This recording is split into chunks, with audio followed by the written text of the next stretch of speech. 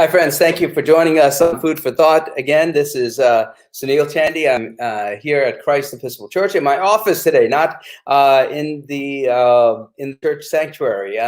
I figured I'd come back here, and of course, you'll see the cross behind me. And I'm not standing in. I am standing in front of the cross, but I didn't mean to stand in front of the cross. But I'm here in my office, and so every now and then we'll move to different venues to see how it works. And of course, that's one of the great things about this show, is that it is able to connect with you where we are and where you are, and we could just be able to be with each other in this moment. And so today we have good afternoon. Thank you, Natalie, for being with us. And I know that today we'll have a really wonderful guest, one that is an important part of our community here at Christ Episcopal Church.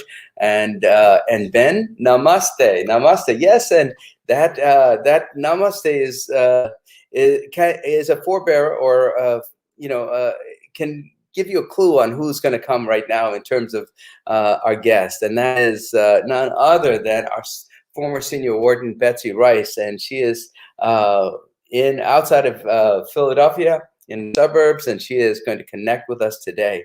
And so I think what we'll do is we'll just go straight into a conversation with Betsey. Ben, please bring Betsey along. Hi, Betsey. How are you? Hi, Sunil. Namaste. Namaste. It's great to see you. It's great to see you too. And, you look so happy and content. I mean, you've never, ever since I've met you, you always had that sense of calm and a sense of yourself and confidence in life. And it's beautiful. And it's always good to see you. Well, thank you. Thank you. It's a beautiful day down here. The sun is out. It's crisp. We've had lots of rain, but I think you have too. Anyway, I'm delighted to be here, and I'm so excited to connect back with Billy. Yeah. So tell us about this. I mean, you've lived here all of your life in Rhode Island, right? Yeah. And moving out to Chester, outside of Philadelphia, must have been a big move for you, and it probably represents a great transition, right?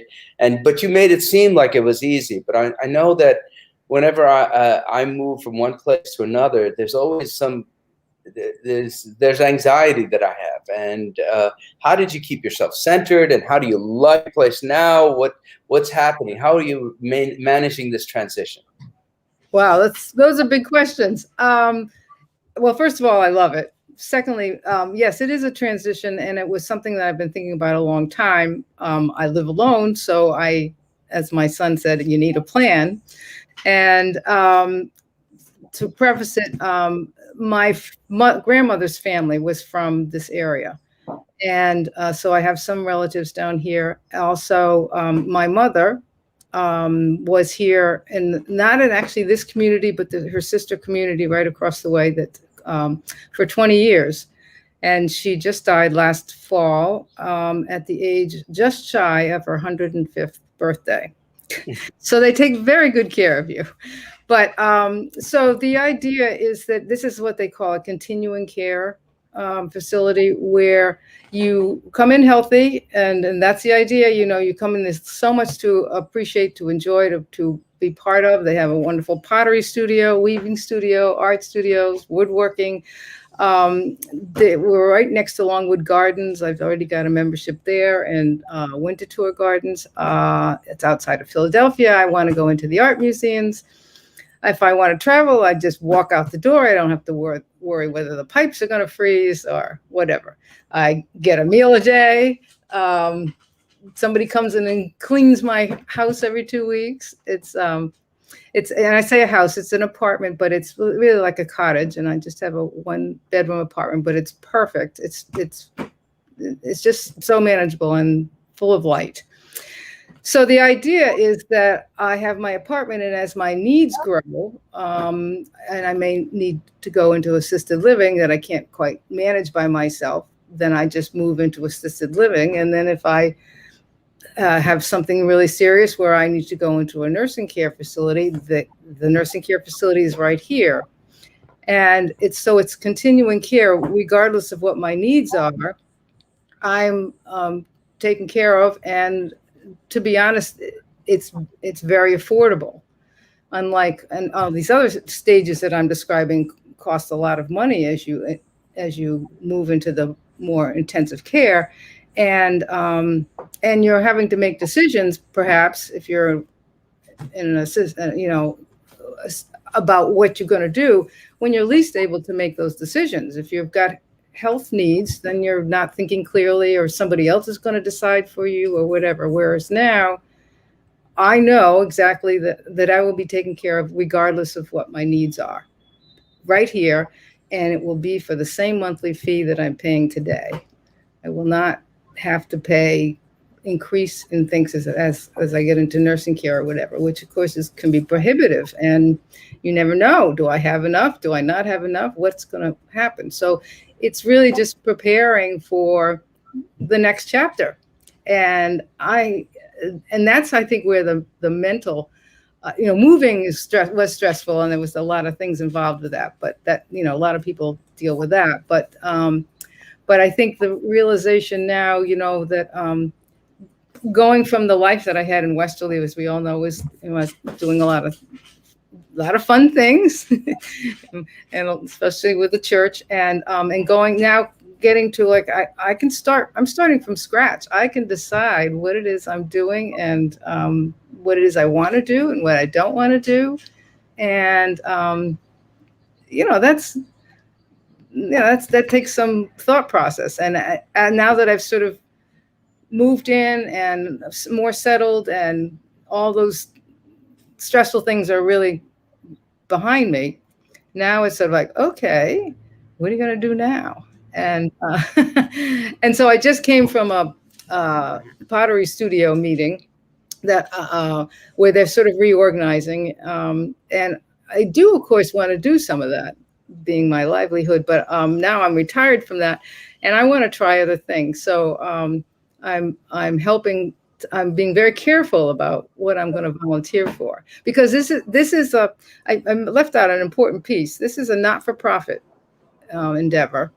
And was established by the Quakers. And actually, it was one of my relatives. I've mentioned before that my background is from the Quaker faith.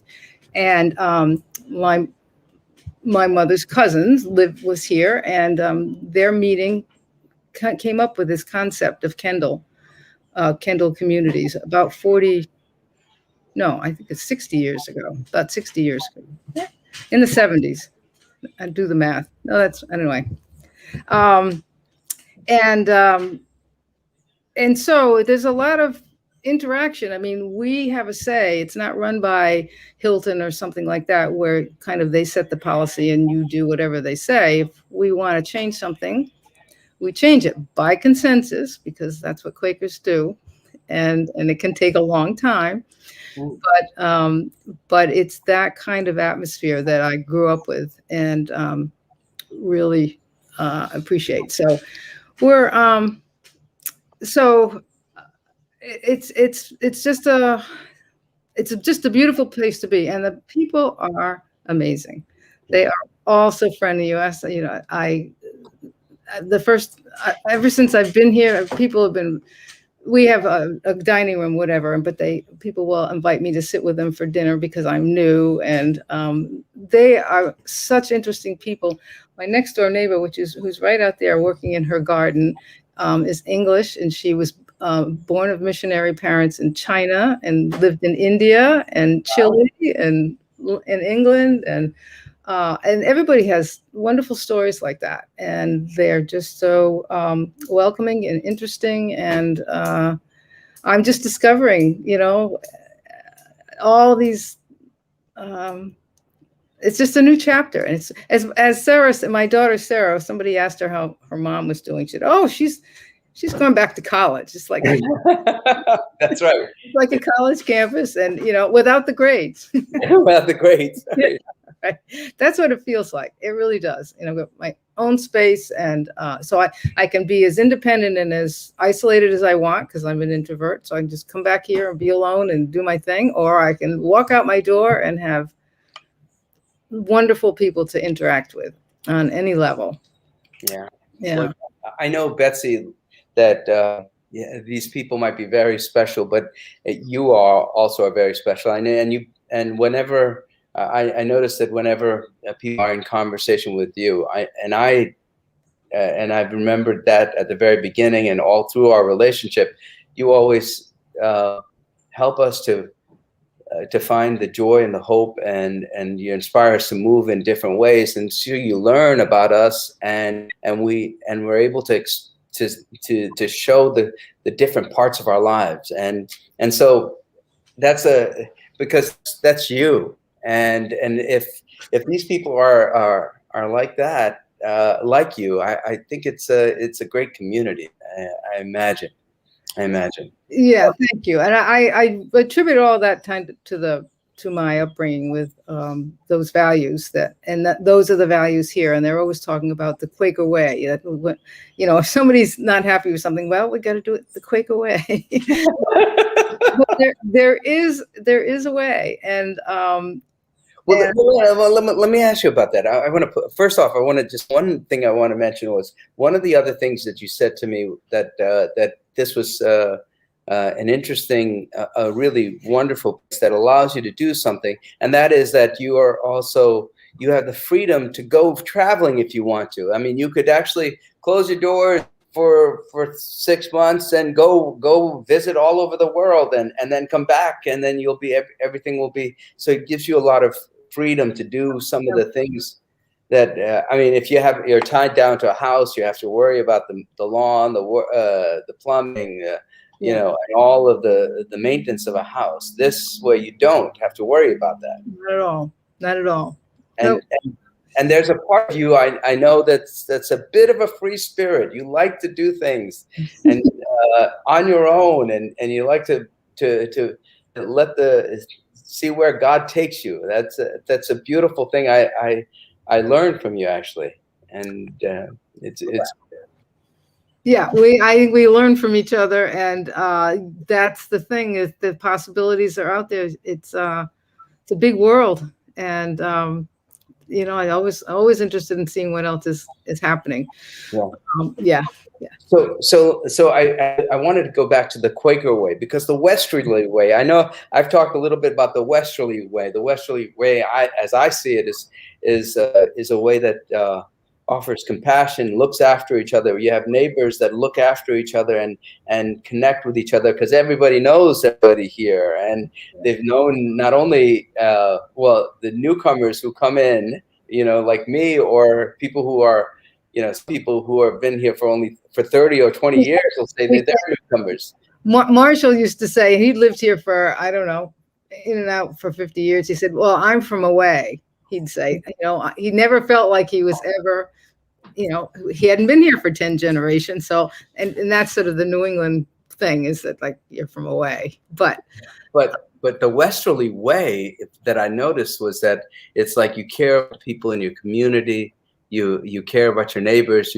Yes, it could be everyone not kind of knows your business, but they also are there for you. Right. You're going through the hard times. So what is the Quaker way? Well, it's very similar to that. It really is. I think what I find is that they're willing to discuss both sides of every question, that kind of thing. It's sort of, they don't have their elbows out. It's like, it's my way or the highway. They don't vote here. It's by consensus.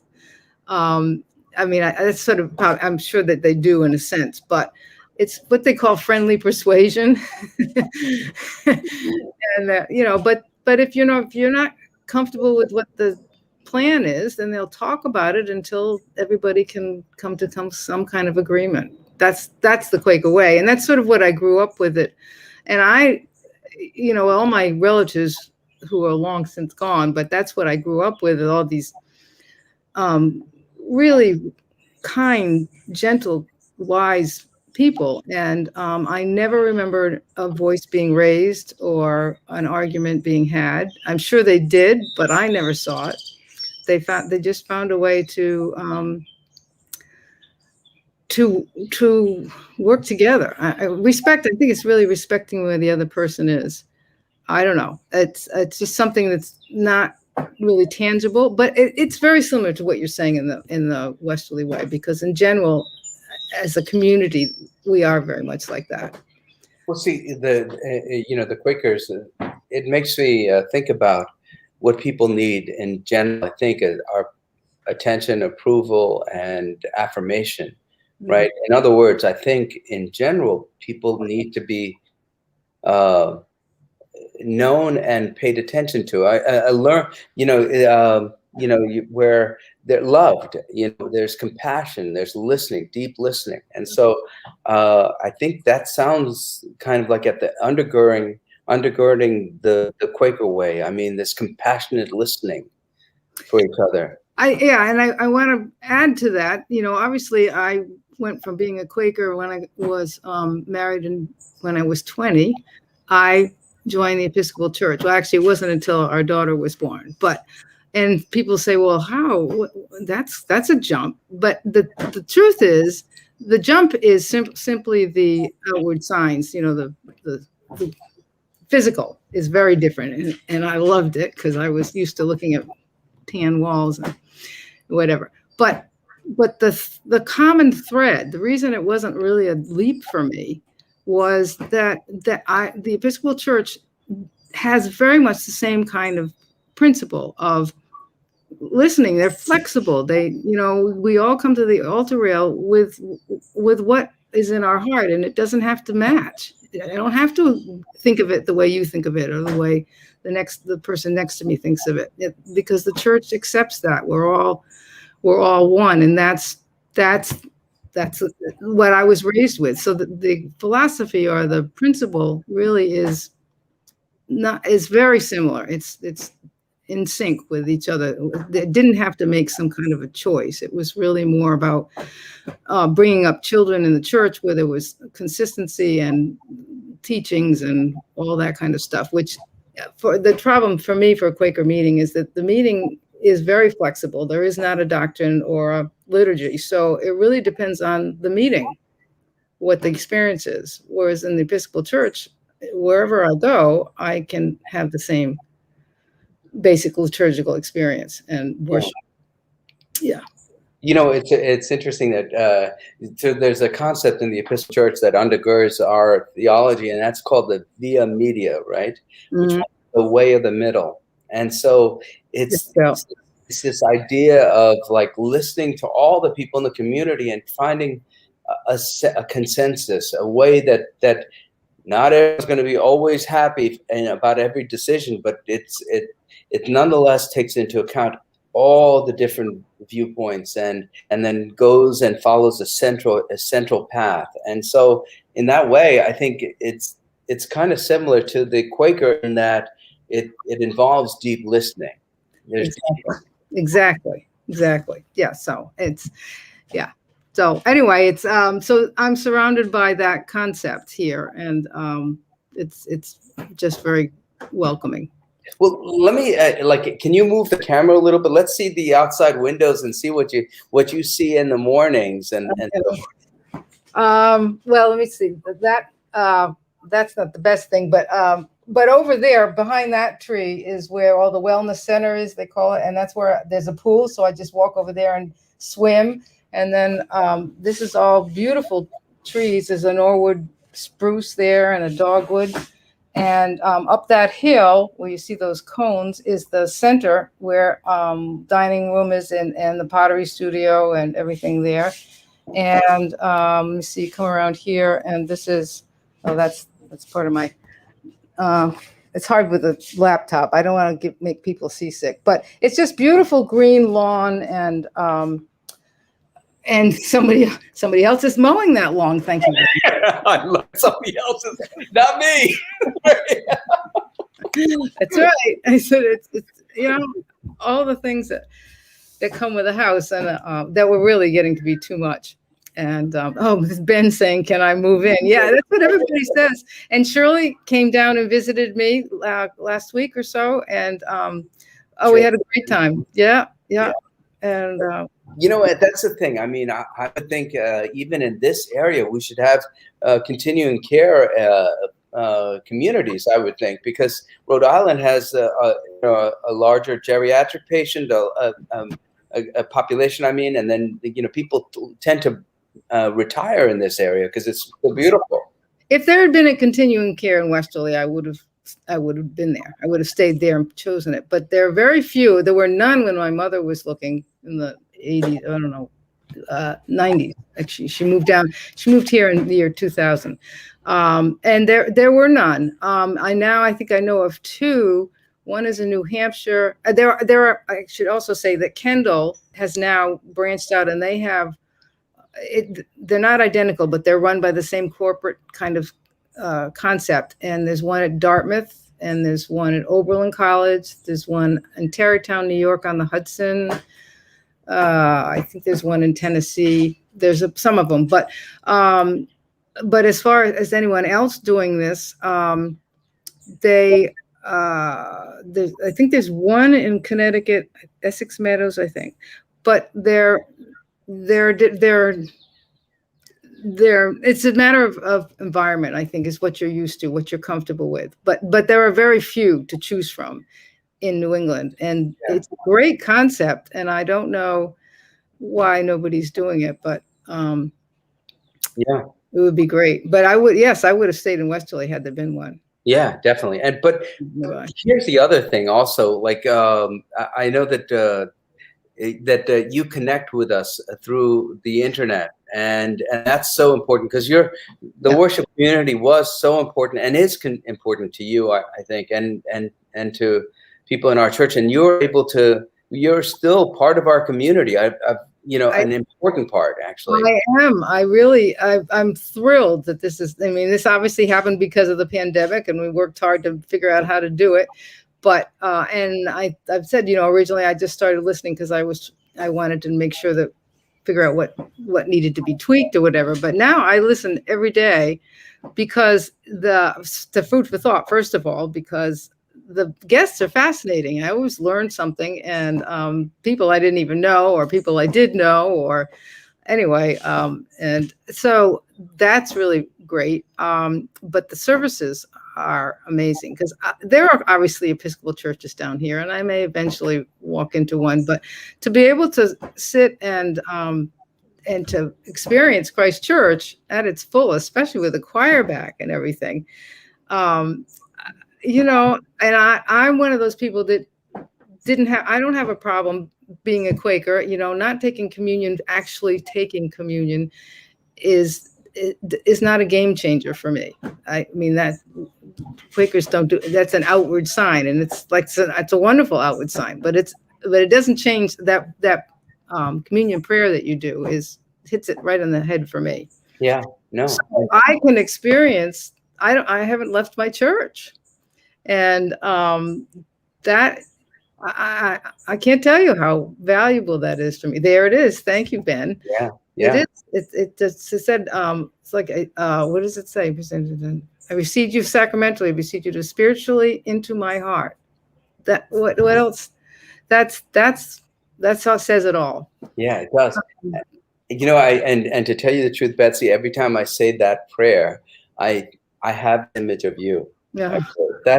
And you, and then, but for me, I've got to have faces with concepts, Mm-hmm. So when I'm thinking about online ministry, I'm thinking of who we are reaching, and I think about you, and I think about, and so just like you, there are other people who are praying with us at that particular moment, and and I really am grateful to God that we're able to continue to connect in this way, Oh, I think it's great. I hope you will continue it for sure. And I know, I was calling people for the pastoral care thing, and people like Mary Lou Savoy and Marsha Holly, and there's a bunch of them that are all watching.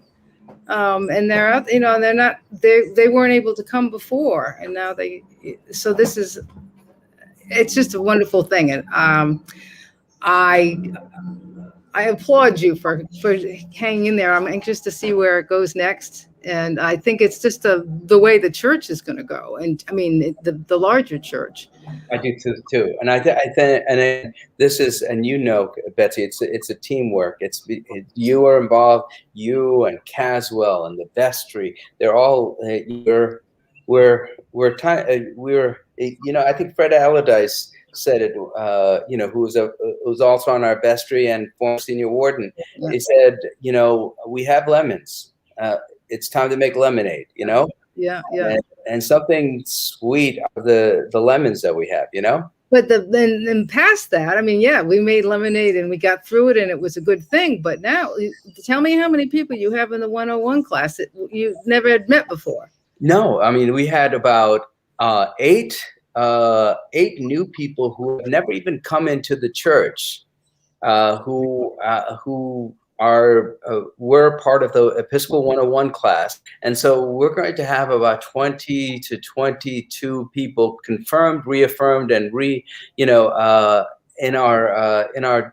July. And 8 of those folks are people who have never really come into the church, and then they're going to come into the church. Exactly. I mean, that's how in this day and age where there's so much going on and there's so much sort of like angst about, you know, social issues or whatever, people are online, and that's how we can get them to bring them in, because getting them through the door is not what it used to be. You can't just sort of corral them, you know, but if they get an interest it takes a long time to sort of build that up, and your daily stuff and your messages that cross the board to all kinds of areas, not just our parish in our faith. It goes way beyond that. And that to me is the future of the church. And reaching out into the community now Westerly and Stonington, they know who Christ Church is. Yeah. Other than the stone building on the corner. That's because right. it's out there in the community and spreading all kinds of. Anyway, I just think it's invaluable what you're doing, and you know, seeing it. It's interesting because we you know, like this model of the church is that the church has many doorways, right? Many open doorways. They have windows. They have all sorts of stuff, you know, and so I think the biggest thing that Christ Church does that is really wonderful is that we have these different doorways, and they have different pathways for people to enter into community, and to community with not only Christ Church and its liturgy, but also community, most importantly, with God, with Jesus, you know, to find out what is it that they need for their life to allow it to be joyful and hopeful. And so internet is one right now. Yeah. The internet are ways of connecting. The worship services at the 8 o'clock service. We're going to start the 8 o'clock again. Yeah. Morning prayer, and then the 9 o'clock choral Eucharist. And now one of the other things that we're going to be thinking about, and we've done some work on this, is tomorrow we're probably even going to talk with Tammy Dunlop, who's organizing like a spiritual meditative walk. Oh, right. Yeah, heard about that. In the Avondale Preserve, and where Tammy and the Pastoral Care Committee, which Shirley Andrews, who is the chair of that committee, that group is so creative. And we're going to do a walk, a meditative walk, and connecting nature with meditation and prayer and with community. It's going to be beautiful. And then we're going to try actually on July 19th, 18th, we're going to do like a walking Eucharist. Tell me. A walking Eucharist where we're actually going to go and this is geared towards those younger families, right, who are kind of who are still kind of scared to come in right now, because you know, everyone is vaccinated except for the kids. Yeah. You know, and so I mean, if you're in high school, they're vaccinated, but if you've got elementary school kids and younger, they're not. And so there's still a fright. There's still some kind of anxiety around young families coming together and worshiping together. So inside the church. So what do? Well, let's do outside. Let's do a walking Eucharist where we maybe one of the plan is to go around in the park that we have, Wilcox Park. Yeah. We go around, do a loop with music, gather together, do a song, then go for a walk around the loop, come back to do lessons, and then go for a walk around the loop, and then do the Eucharist, Nice. And it'll be a half hour, 45 minutes, but kids with parents engaging nature while also engaging in prayer. I mean, I think it's another doorway, it's another doorway. Absolutely. Oh, I think that's great. And Ben just put a comment here. Can we film that? Yes, we can. Yes, we can film that. I think it's good. I mean, Betsy, this is what you have helped create at Christ Church in my time here, and that is that you've helped create an openness for us to try something new and creative, and to be able to listen to the deep needs of people in our community. And love you, lady, for that. You're amazing. And wherever you go, you're going to be a light. You are a light. I know it. I know people love you already there.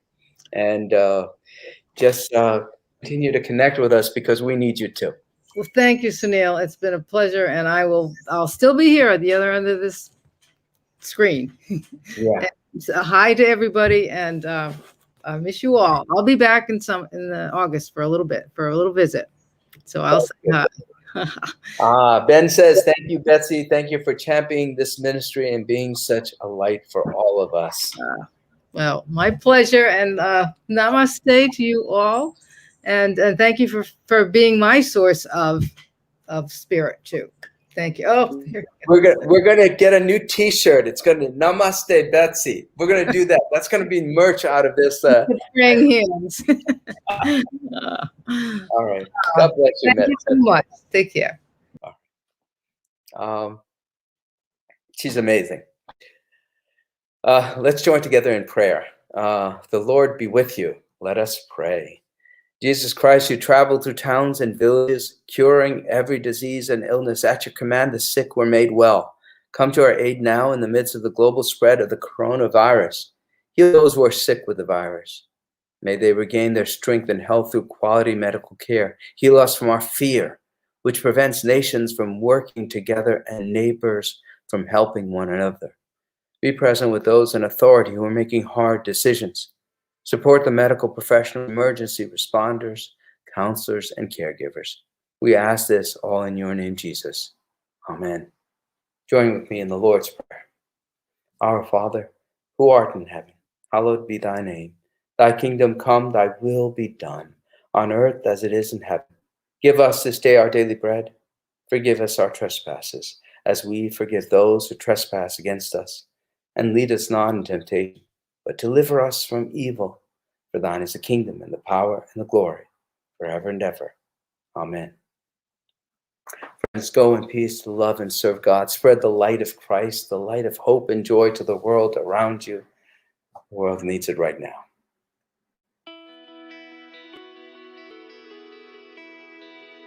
Thanks for watching. Did you know that you can join Christ Church from anywhere in the world?